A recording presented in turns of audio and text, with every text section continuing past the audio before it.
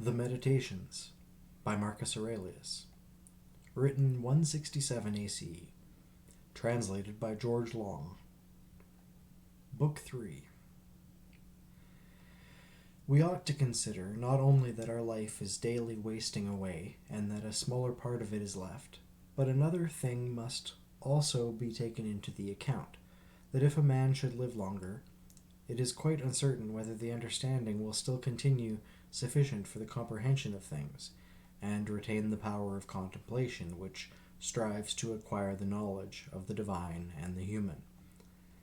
For if he shall begin to fall into dotage, perspiration, and nutrition, and imagination, and appetite, and whatever else there is of the kind, will not fail, but the power of making use of ourselves, and filling up the measure of our duty, and clearly separating all appearances, and considering whether a man should now depart from life, and whatever else of the kind absolutely requires a disciplined reason, all this is already extinguished. We must make haste then, not only because we are daily nearer to death, but also because the conception of things and the understanding of them ceases first. We ought to observe also that even the things which follow after the things which are produced according to nature contain something pleasing and attractive. For instance, when bread is baked and some parts are split at the surface, and these parts which thus open and have certain fashion contrary to the purpose of the baker's art, are beautiful in a manner, and in a peculiar way excite a desire for eating. And again figs, when they are quite ripe, gape open. And in the ripe olives the very circumstance of their being near to rottenness adds a peculiar beauty to the fruit. And the ears of corn bending down, and the lion's eyebrows, and the foam which flows from the mouth of wild boars, and many other things, though they are far from being beautiful, if a man should examine them severally, still, because they are consequent upon the things which are formed by nature, help to adorn them, and they please the mind. So that if a man should have a feeling and deeper insight with respect to the things which are produced in the universe, there is hardly one of those which follow by way of consequence, which will not seem to him to be in a manner disposed so as to give pleasure. So he will see even the real gaping jaws of wild beasts with no less pleasure than those which painters and sculptors show by imitation. And in an old woman and an old man he will be able to see a certain maturity and comeliness. And the attractive loveliness of young persons he will be able to look on with chaste eyes, and many such things will present themselves, not pleasing to every man, but to him only who has become truly familiar with nature and her works. Hippocrates, after curing many diseases himself, fell sick and died. The Chaldee foretold the deaths of many, and then fate caught them too. Alexander and Pompeius and Caius Caesar,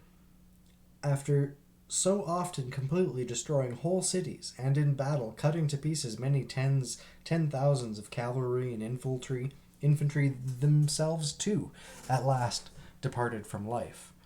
Heraclitus, after so many speculations on the conflagration of the universes, was filled with water internally and died, smeared all over with mud. And lice destroyed Democritus, and other lice killed Socrates. What means all this? Thou hast embarked, thou hast made the voyage, thou art come to shore. Get out. If indeed to another life there is no want of gods, not even there. But if to a state without sensation thou wilt cease to be held by pains and pleasures, and to be a slave to the vassal, which is as much inferior as that which serves it is superior. For the one is intelligence and deity, the other is earth and corruption.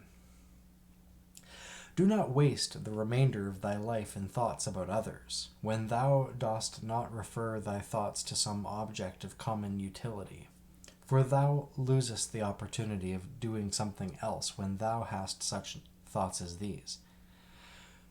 What is such a person doing, and why, and what is he saying, and what is he thinking of, and what is he contriving, and whatever else of the kind makes us wander away from the observation of our own ruling power?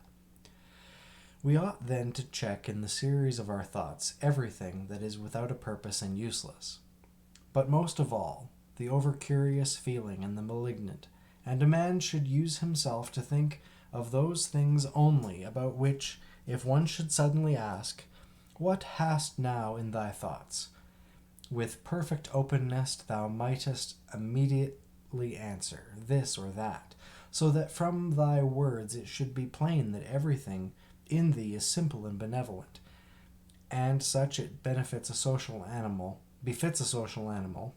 and one that cares not for thoughts about pleasure or sensual enjoyments at all, nor has any rivalry or envy and suspicion, or anything else for which thou wouldest blush if thou shouldest say that thou hadst in thy mind. For the man who is such and no longer delays being among the number of the best is like a priest and minister of the gods using to the deity which is planted within him, which makes the man uncontaminated by pleasure, unharmed by any pain, untouched by any insult, feeling no wrong, a fighter in the noblest fight, one who cannot be overpowered by any passion, dyed deep with justice, accepting with all his soul everything which happens, and is assigned to him as his portion, and not often, nor yet without great necessity for the general interest, imagining what another says, or does, or thinks. For it is only what belongs to himself that he makes the matter for his activity, and he constantly thinks of that which is allotted to himself out of the sum of total things, and he makes his own acts fair, and he is persuaded that his own portion is good, for the lot which is assigned to each man is carried along with him, and carries him along with it. And he remembers also that every rational animal is his kinsman, and that to care for all men is according to man's nature, and a man should hold on to the opinion not of all, but of those who confessedly live according to nature. But as to those who live not so, he always bears in mind what kind of men they are both at home and from home, both by night and by day, and what they are, and with what men they live an impure life. Accordingly, he does not value at all the praise which comes from such men, since they are not even satisfied with themselves. Labor not unwillingly, nor without regard to the common interest, nor without due consideration, nor with distraction, nor let studied ornament set off thy thoughts, and be not either a man of many words, or busy about too many things. And further, let the deity which is in thee be the guardian of a living being, manly and of ripe age, and engaged in matter political, and a Roman and a ruler who has taken his post like a man waiting for the signal which summons him from life, and ready to go, having need neither of oath nor of any man's testimony. Be cheerful also, and seek not external help, nor the tranquillity which others give. A man then must stand erect, not be kept erect by others. If thou findest in human life anything better than justice, truth, temperance, fortitude, and, in a word, anything better than thy own mind's self-satisfaction in the things which it enables thee to do according to right reason, and in the condition that is assigned to thee without thy own choice, if I say thou seest anything better than this, turn to it with all thy soul, and enjoy that which thou hast found to be the best. But if nothing appears to be better than the deity which is planted in thee, which has subjected itself to all thy appetites, and carefully examines all the impressions, and, as Socrates said, has detached itself from the persuasions of sense, and has submitted itself to the gods, and cares for mankind. If thou findest everything else smaller and of less value than this, give place to nothing else. For if thou dost once diverge and incline to it, thou wilt no longer live without distraction. Thou wilt no longer without distraction be able to give the preference to that good thing which is thy proper possession and thy own, For it is not right that anything of any other kind, such as praise from the many, or power, or enjoyment of pleasure, should come into competition with that which is rationally and politically or practically good. All these things, even though they may seem to adapt themselves to the better things in a small degree, obtain the superiority all at once, and carry us away. But do thou, I say, simply and freely choose the better, and hold to it? But that which is useful is the better. Well, then, if it is useful to thee as a rational being, keep to it. But if it is only useful to thee as an animal, say so, and maintain thy judgment without arrogance. Only take care that thou makest the inquiry by a sure method. Never value anything as profitable to thyself which shall compel thee to break thy promise, to lose thy self-respect, to hate any man, to suspect, to curse, to act the hypocrite, to desire anything which needs walls and curtains. For he who has preferred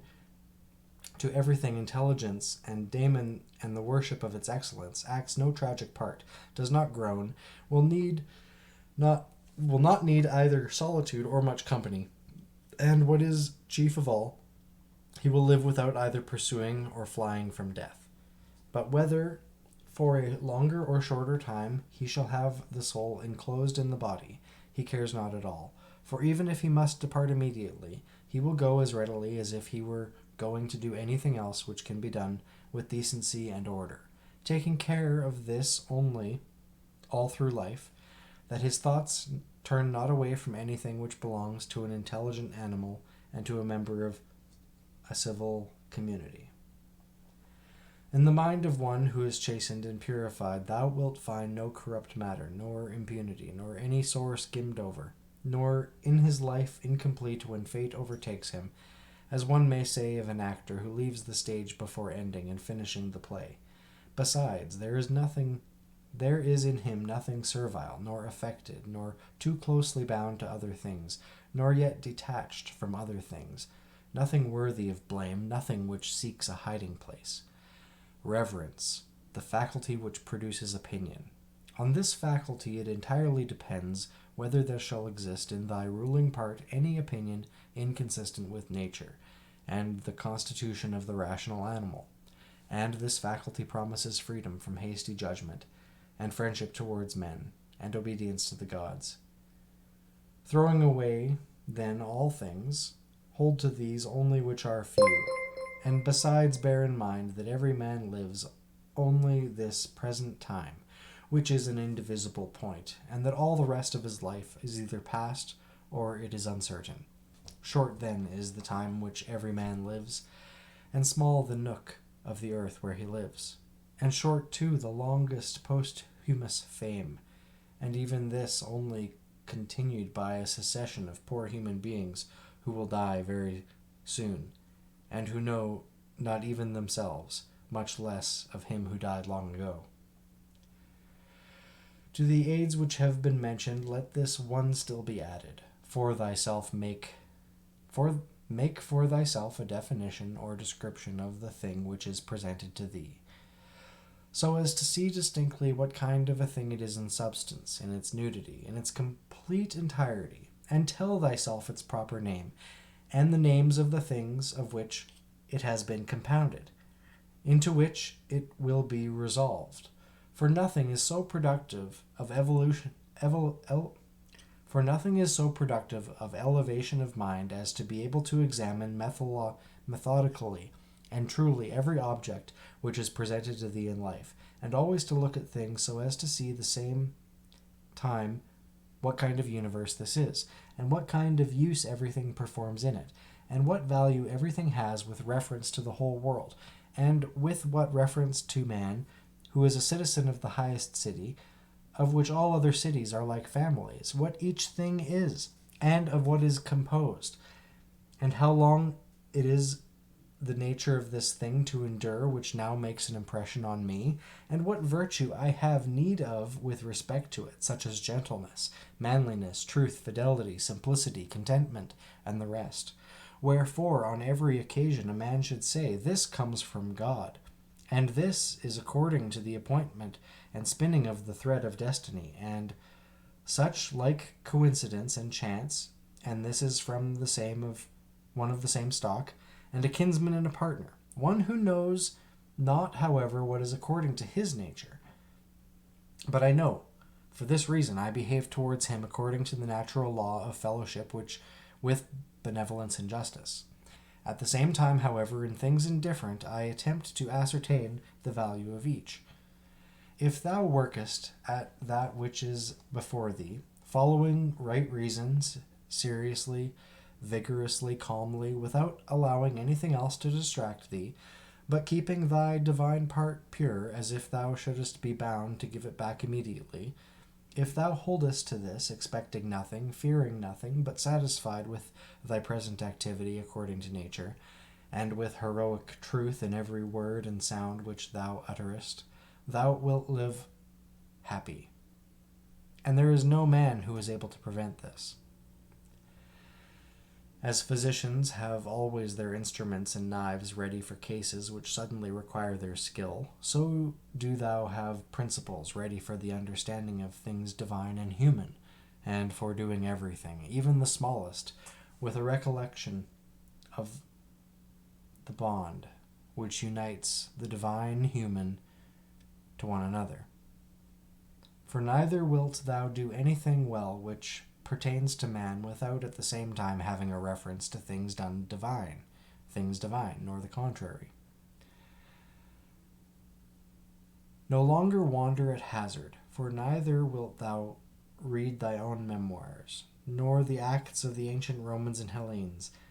and the selections from books which thou wast reserving for thy old age. Hasten then to the end which thou hast before thee, and throwing away idle hopes, come to thy own aid, if thou carest at all for thyself, when it is in thy power. They know not how many things are signified by the words, stealing, sowing, buying, keeping quiet, seeing what ought to be done, for this is not affected by the eyes, but another kind of vision. Body, soul, intelligence. To the body belongs sensations, to the soul appetites, to the intelligence principles. To receive the impressions of forms by means of appearances belongs even to animals. To be pulled by the strings of desire belongs to both wild beasts and to men who have made themselves into women, and to a Phalaris and to a Nero. And to have the intelligence that guides to the things which appear suitable belongs also to those who do not believe in the gods, and who betray their country, and do their impure deeds when they have shut the doors. If, then, everything else is common to all that I have mentioned, there remains that which is peculiar to the good man, to be pleased and content with what happens, and with the thread which is spun for him, and not to defile the divinity which is planted in his breast, nor disturb it by a crowd of images, but to preserve it tranquil, following it obediently as a god, neither saying anything contrary to the truth, nor doing anything contrary to justice. And if all men refuse to believe that he lives a simple, modest, and contented life, he is neither angry with any of them, nor does he deviate from the way which leads to the end of life, to which a man ought to come pure,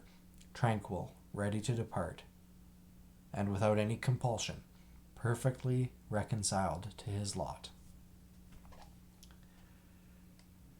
Book 3, The Meditations, by Marcus Aurelius, written in 167 ACE, translated by George Long.